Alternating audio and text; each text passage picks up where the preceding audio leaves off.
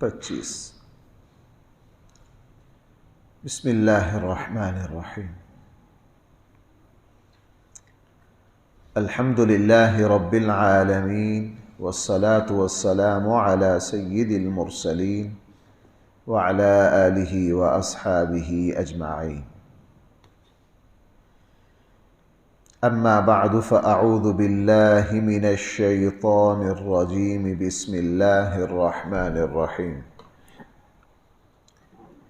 ادع إلى سبيل ربك بالحكمة والموعظة الحسنة وجادلهم بالتي هي أحسن إن ربك هو أعلم بمن ضل عن سبيله وهو أعلم بالمهتدين صدق الله مولانا العظيم. ادع إلى سبيل ربك، آپ بلائیے اپنے رب کے راستے کی طرف، یعنی اسلام کی طرف، دین کی طرف، قرآن کی طرف، بالحکمہ، حکمت کے ساتھ. حکمت کہا جاتا ہے اسلام کی دعوت کو ایسے اچھے طریقے سے پیش کرنا جس سے مخاطب آپ کی بات سمجھ جائے، سننے کے لیے تیار ہو جائے. سادہ زبان میں یوں کہہ لیجئے، حکمت کہتے ہیں اسلام کی دعوت ایسے طریقے سے پیش کرنا کہ آگے والے انسان کے دل تک پہنچ جائے. افراد کے اعتبار سے، وقت اور موقع کے اعتبار سے، تعلیم اور شعور کے اعتبار سے اس کا طریقہ مختلف ہوگا. والموعظۃ الحسنہ، اور اچھی نصیحت کے ساتھ. موعظہ، اچھی نصیحت کیا ہے؟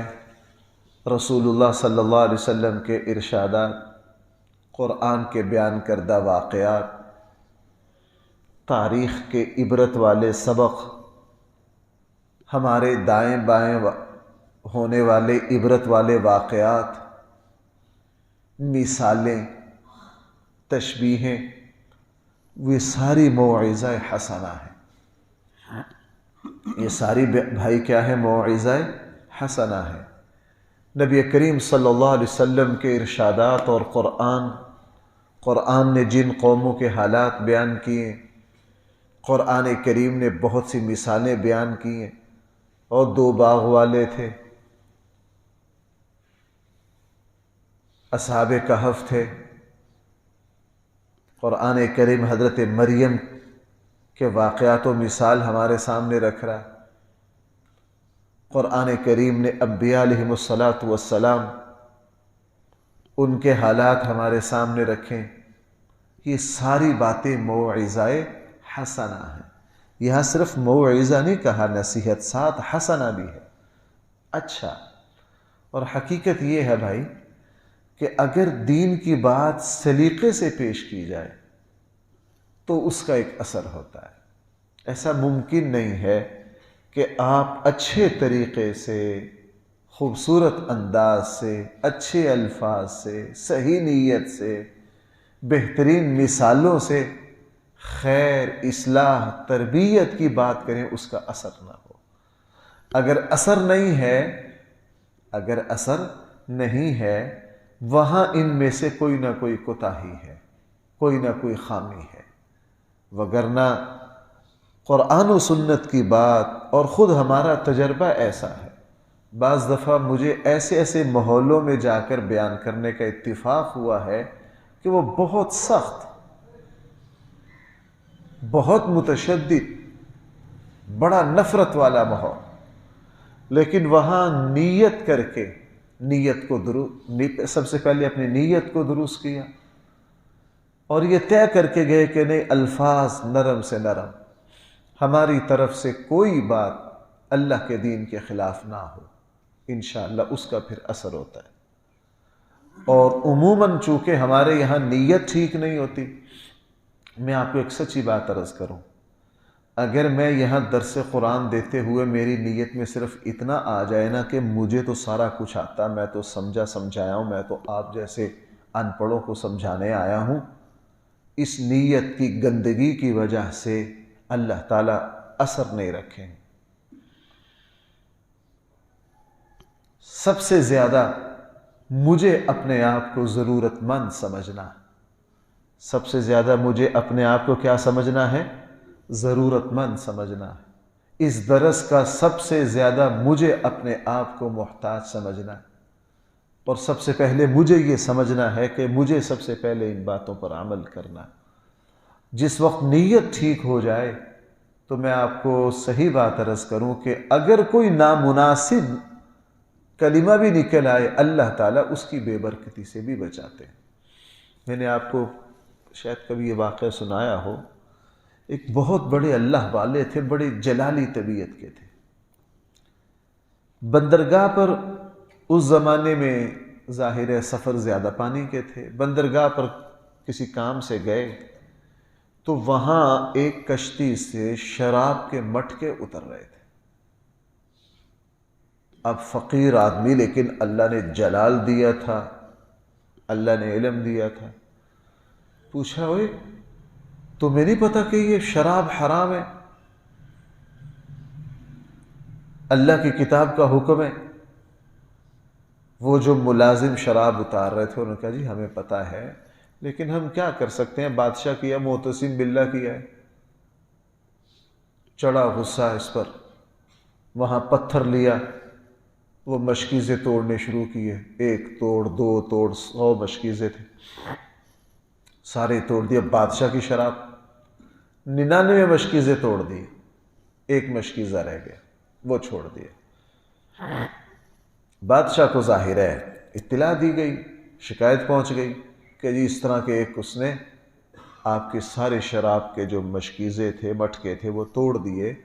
لیکن یہ شکایت میں یہ بات بھی پہنچائی گئی کہ یہ عجیب بات تھی کہ جی 99 توڑ دیے، جو ایک ہے نا وہ چھوڑ دیا۔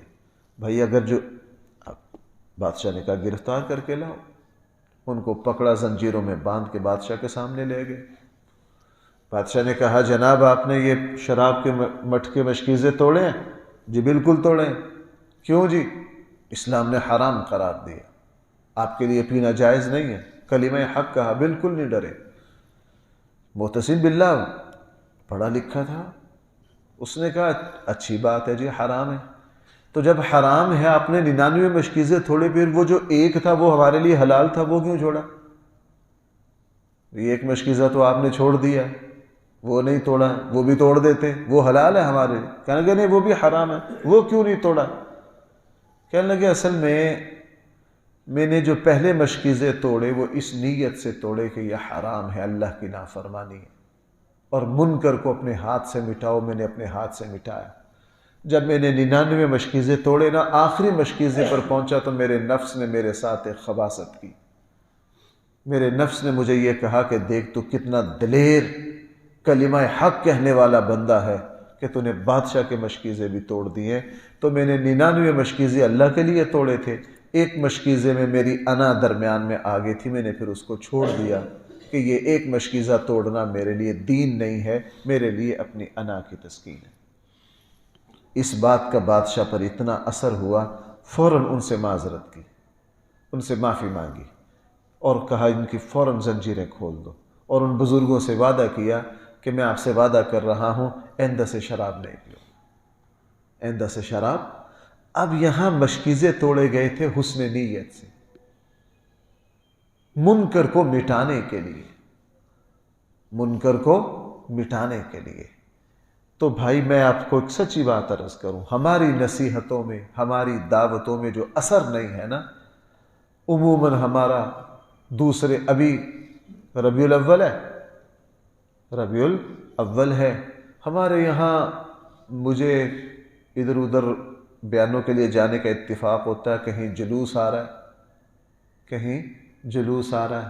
اب میں بطور مزاح آپ سے یہ بات عرض کر رہا ہوں، بطور دل لگی کہہ رہا ہوں، میری بات کو کوئی محسوس نہ کرے۔ بعض مرتبہ ایسا ہوتا ہے چونکہ شہر میں سارے لوگ جانتے ہیں کہیں جا رہے ہیں، آگے سے جلوس آ گیا، ایک طرف رک گیا، بھائی جلوس گزر جائے، وہ ہمیں دیکھ کر اور جذباتی ہو جاتے ہیں اور دبا کے نعرے لگاتے ہیں۔ میں کبھی اور لگاؤ، اس کا بہت ثواب ملے گا آپ کو۔ جہاں مقصد ہی آپ کی رائے سے اختلاف کرنے والے کا رد کرنا ہو، اسی لیے ہماری دعوتوں سے بھائی اثر کیا ہو گیا؟ ختم ہو گیا۔ وگرنہ ہمارے پرانے جو علماء تھے، اولیاء اللہ تھے، اللہ کے نیک بندے تھے، وہ اتنے پاکیزہ نیت سے دین کی بات کہتے تھے کہ اس کا اثر ہوتا تھا۔ تیسری بات، وَجَادِلْهُمْ بِالَّتِي هِيَ أَحْسَنُ، اگر کبھی بحث مباحثہ کرنا پڑے تو وَجَادِلْهُمْ، لوگوں سے مجادلہ کریں، بِالَّتِي هِيَ أَحْسَنُ، کس طریقے سے؟ یہ تو ہماری قوم کو اس کی تو اتنی ضرورت ہے نا، اس کا تو اس آیت کو لکھ کے تو نا ہر بندہ گلے میں تعویذ ڈال لے۔ اب ہماری پاکستانی قوم کو اتنی ضرورت ہے، آگے الیکشن ہونے والے، دیکھیے ہمارے یہاں جادلہم باللتی احسن ہوتا ہے کہ کیا ہوتا ہے۔ ہر گھر میں ہمارے یہاں سیاسی لڑائی، پچھلے الیکشن میں طلاقیں تک بات ہوئی، میں نے آپ کو سنایا تھا، میں خود ایک طلاق میں شریک ہوں، شوہر دوسری جماعت کا ہے، بیوی دوسری جماعت کی، اس نے کہا نہیں جی، 4 بچے، ڈسکا کی بچی ہے، وزیر آباد شادی ہوئی، وہ خان صاحب کی عاشق تھی، اس نے کہا نہیں جی مجھے طلاق ہی لینی ہے، مجھے طلاق ہی لینی ہے۔ شوہر جو تھا وہ دوسری طرف کا جذباتی تھا، نہ وہ کم نہ وہ کم، تو میرے پاس مسئلہ آیا، میں نے کہا جی دونوں ہی غلط ہیں، دونوں ہی غلط ہیں۔ حقیقت یہ ہے کہ ہمارے یہاں جادلہم باللتی ہی احسن، اچھے طریقے سے بحث مباحثہ، یہ تقریباً میں شروع میں مناظروں کی لائن میں رہا ہوں، میں نے اس وجہ سے مناظرے کی لائن چھوڑ دی کہ اس سے دل پر اندھیرا آتا ہے۔ اس سے دل پر کیا آتا ہے؟ اندھیرا آتا ہے۔ مقصد پہلوانوں کی طرح سامنے والے کو پچھاڑنا ہے، ابطال باطل اور احقاق حق نہیں ہے۔ بہت مشکل ہو جاتا ہے کہ خالص اصلاح کی نیت سے بندہ کسی موضوع پر اگلے سے مناظرہ کرے، سوائے دل پر اندھیرا چھانے کے اور کوئی فائدہ نہیں ہوتا۔ میں نے اس وجہ سے وہ لائن بالکل چھوڑ دی کہ اس میں خیر نہیں ہے۔ قرآن نے کہا وَجَادِلْهُمْ بِالَّتِي هِيَ أَحْسَنُ، اگر کبھی بحث مباحثہ کرنا پڑے تو بھائی کس طریقے سے کریں؟ میں آپ کو 2 مثالیں دیتا ہوں۔ امام اعظم ابو حنیفہ رحمہ اللہ، بعض امام صاحب کے شاگرد ایسے ہیں جو امام مالک کے بھی شاگرد ہیں، امام مالک کے بھی شاگرد ہیں۔ قاضی ابو یوسف رحمہ اللہ جو پورے عالم اسلام کے چیف جسٹس تھے، وہ دونوں کے شاگرد تھے، بلکہ قاضی ابو یوسف سے کچھ احادیث امام مالک نے بھی سنی۔ امام ابو حنیفہ جب حج پر آئے تو مدینہ منورہ حاضر ہوئے۔ امام مالک کو کسی نے یہ کہا تھا کہ یہ شخص جو ہیں یہ عقلی دلیلوں کو ترجیح دیتے ہیں قرآن و سنت پر۔ امام مالک کو اس پر غصہ تھا۔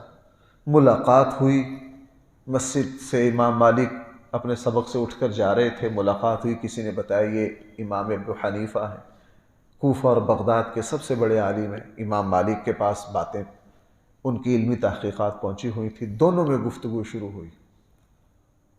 عشاء کے بعد گفتگو کرتے کرتے کرتے کرتے فجر کی اذان ہو گئی۔ بھائی دونوں صاحب علم تھے، پوری رات آپس میں مباحثہ ہوا کہ نہیں، لیکن قریب والے یہ کہتے ہیں کہ ہم چند فٹ کے فاصلے پر تھے، ہمیں نہیں پتا چلا کہ دونوں میں کیا بات ہو رہی۔ دونوں اس طرح بات کر رہے ہیں کہ تیسرے بندے کو کوئی بات نہیں سنی۔ فجر کی اذان ہو گئی، دونوں بزرگوں نے نماز پڑھی، نماز کے بعد اپنے اپنے اس میں امام مالک سے پوچھا گیا کہ آپ نے عراق کے ان عالم کو کیسا پایا؟ امام مالک نے کہا کہ اس عالم میں دلیل دینے کی اتنی صلاحیت ہے کہ اگر یہ مسجد کے اس پتھر کے ستون کو کہے نا یہ سونے کا ہے، یہ اتنی دلیلیں دے سکتا ہے کہ اس پتھر کے ستون کو سونے کا بنا دے۔ اللہ نے امام مالک کو اس صلاحیت دی تھی۔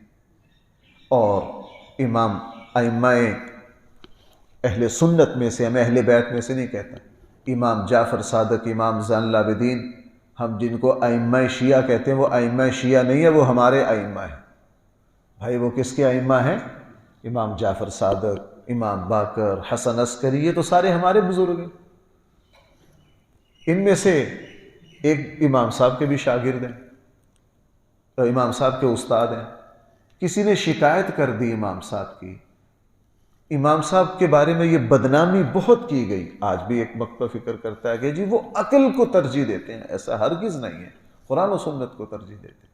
ان سے ملنے گئے، کہا مجھے یہ بات پہنچی ہے تم قرآن و سنت کے مقابلے میں عقلی دلیلوں کو ترجیح دیتے ہو۔ امام حنیفہ نے اپنے استادوں سے کہا کہ جی آپ کو میری بات غلط پہنچی ہے، ایسا نہیں۔ پھر سب اپنے استادوں کے سامنے ایک دلیل رکھی، کہنے لگے جی مجھے ایک بات بتائیے کہ کسی بھی چیز کا پیشاب زیادہ ناپاک ہے یا اس کے منہ کا لعاب؟ ظاہر ہے ہر کوئی بھائی پیشاب زیادہ گندا ہے یا لعاب؟ پیشاب۔ کہنے لگے جی عقل کا تقاضا، عقل یہ کہتی ہے کہ پیشاب میں گندگی زیادہ ہے بنسبت کس کے؟ لعاب کے۔ تو امام باقر نے مانا جی بالکل ایسے ہی ہے، صحیح کہہ رہے ہیں۔ کہنے لگے جی یہاں عقل یہ کہتی ہے کہ کتا جو ہے اس کا ایک پیشاب ہے ایک لعاب ہے، کتے کا پیشاب جس برتن کو لگے اس کو زیادہ مرتبہ دھونا چاہیے، لعاب لگے۔ عقل کا تقاضا یہ ہے کہ جس کو پیشاب لگے، چونکہ پیشاب میں کیا ہے؟ گندگی زیادہ ہے۔ کہنے لگے یہ عقل کا تقاضا ہے۔ اگر میرے پاس آپ کے نانا کا ارشاد نہ پہنچا ہوتا تو میں اجتہاد اور عقل سے یہی فیصلہ کرتا کہ جی اگر برتن کو پیشاب لگ جائے کتے کا، اس کو زیادہ مرتبہ دھو، لعاب لگ جائے تو اس کو کم مرتبہ دھو۔ لیکن مجھے آپ کے نانا کی یہ حدیث پہنچی ہے کہ کتا جس برتن میں منہ ڈال دے اس کو 3 مرتبہ ایک روایت میں، یا 5 مرتبہ ایک روایت میں ہے 7 مرتبہ اس کو مانجو۔ کہنے لگے اب میں نے یہ فتویٰ دیا ہے کہ اگر کتے کا پیشاب کسی برتن کو لگ جائے اس کو 1 مرتبہ دھو لو، اگر لعاب لگ جائے تو اس کو 3 مرتبہ دھو، اس کو 5 مرتبہ دھو، اس کو 7 مرتبہ دھو۔ اب بتائیے کہ یہاں میں نے عقل کو چھوڑ کر حدیث کو لیا ہے، عقل کو چھوڑ کے کس کو لیا؟ تو امام ابو حنیفہ نے 10 مثالیں دی کہ یہاں عقل یوں کہتی ہے، لیکن چونکہ آپ کے نانا کی حدیث آ گئی رسول اللہ صلی اللہ علیہ وسلم کی، ہم نے عقل کو کیا کر دیا؟ چھوڑ دیا۔ تو وہ امام اتنے خوش ہوئے کہ اچھا مجھ تک تو آپ کے بارے میں غلط بات پہنچی تھی۔ تو میں یہ عرض کر رہا ہوں جادلہم باللتی ہی احسن، بحث مباحثہ اس اچھے طریقے سے کرنا۔ آج کل کے زمانے میں تو بھائی اس سے 100% بچنا ہی چاہیے۔ اگر کہیں ضرورت پڑ جائے، ہمارے سامنے نمونہ ہے ہمارے اسلاف۔ قرآن میں مناظرہ ہے حضرت ابراہیم خلیل اللہ علیہ السلام کا نمرود کے ساتھ۔ قرآن خود کہہ رہا ہے الم تر الی الذی حاج ابراہیم فی ربہ ان آتاہ اللہ الملک۔ قرآن نے حضرت ابراہیم علیہ السلام کا مناظرہ ذکر کیا، اس شخص نے ابراہیم سے بحث مباحثہ کیا جس کو ہم نے بادشاہت دی تھی۔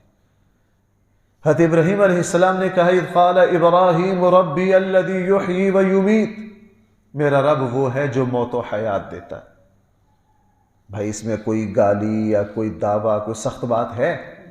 لہجہ دیکھیں، اذ قال ابراہیم ربی الذی یحیی و یمیت، میرا رب وہ ہے۔ آگے سے نمرود نے کیا کہا؟ قال انا احیی و امیت، میں بھی زندگی اور موت دیتا ہوں۔ مفسرین نے لکھا ہے اس نے 2 قیدی بلائے، ایک قیدی وہ تھا جس نے رہا ہونا تھا، اس کا سر قلم کر دیا، اور ایک قیدی وہ ہے جس کا سر قلم ہونا تھا، اس کو کیا کر دیا؟ رہائی دے دی۔ قال انا احیی و امیت، قرآن کہہ رہا ہے نمرود نے کہا میں بھی موت و حیات کا مالک ہوں۔ حضرت ابراہیم سمجھ گئے، حضرت ابراہیم نے دلیل بدلی۔ قال ابراہیم، حضرت ابراہیم نے فرمایا فَإِنَّ اللَّهَ يَأْتِي بِالشَّمْسِ مِنَ الْمَشْرِقِ فَأْتِ بِهَا مِنَ الْمَغْرِبِ، میرا اللہ ہر روز صبح کو سورج کو مشرق سے لاتا ہے، آپ ذرا آج مغرب سے لائیے۔ فَبُهِتَ الَّذِي كَفَرَ، نمرود کی ہوا وہیں نکل گئی۔ نمرود کی ہوا، اب یہ مناظرہ ہے لیکن یہاں کوئی بات ایسی نہیں جو نامناسب ہو۔ اب ہمارے پیشہ ور خطیبوں کی دیکھ لو، میں قسم اٹھا کے کہتا ہوں مینو مدینے والے سرکار دی قسم، پتہ نہیں کیا کیا الفاظ ہے، دوسروں کی نمازوں کو باطل، فلاں کر رہے ہیں، فلاں کر رہے ہیں، ہر بندہ آگ لگانے کے لیے نکلا ہوا ہے، اور یہ پتہ ہی نہیں کہ ہمیں دین کی بات کس طرح کرنی۔ بہرحال تیسری بات بھائی اس کو مد نظر رکھیے، وَجَادِلْهُمْ بِالَّتِي هِيَ أَحْسَنُ۔ اگر کبھی ہمیں بحث مباحثہ کرنا پڑے تو کس طریقے سے کیجئے؟ اچھے طریقے سے۔ إِنَّ رَبَّكَ هُوَ أَعْلَمُ بِمَنْ ضَلَّ عَنْ، بے شک آپ کا رب اچھی طرح جانتا ہے، بِمَنْ ضَلَّ عَنْ سَبِيلِهِ، کون سیدھی راہ سے بھٹکا ہوا ہے، وَهُوَ أَعْلَمُ بِالْمُهْتَدِينَ، اور وہ اچھی طرح جانتا ہے کہ کون سیدھی راہ پر ہے۔ ہو سکتا ہے کہ ہم غلط ہو، بھائی ہو سکتا ہے ہم غلط ہو۔ دسیوں موقع پر ایسا ہوا کہ جذباتیت میں کوئی بات کہہ دی، بعد میں پتہ چلا کہ نہیں اصل بات اس طرح نہیں، اصل بات تو اس طرح تھی، اصل بات تو اس طرح نہیں، اصل بات۔ اس لیے رسول اللہ صلی اللہ علیہ وسلم نے اپنے صحابہ کی تربیت کی۔ ان کے یہاں بھی بھائی اختلافی مسائل تھے۔